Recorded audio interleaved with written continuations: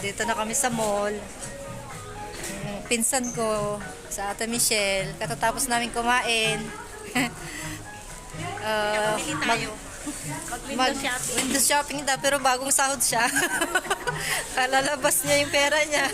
Yan, nilibre nga ako ni ate. Nilibre ako, tapos niyaya ko talaga dito kasi how many years hindi kami nagkita.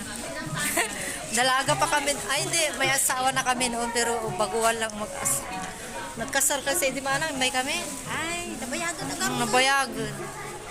Kasi bago lang ako sa Hong Kong, tapos galing ako Saudi. Saudi ako kasi ngayon lang ako sa Hong Kong. Siya matagal na. 12 years man na?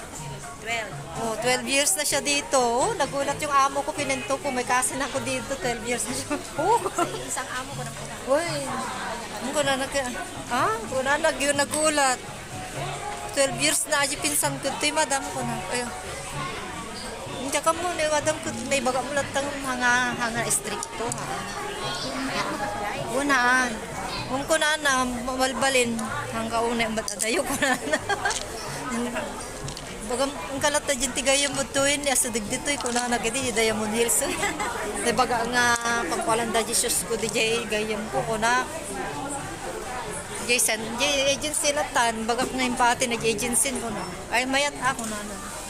Mabutong ka nga mapukaw na. Kita mo, mabutong. I'm worried jo. Kuna na, I'm worried jo. If you're lost, kuna na pwede. Ha? Uy. Kana may tugot ja idim ako na.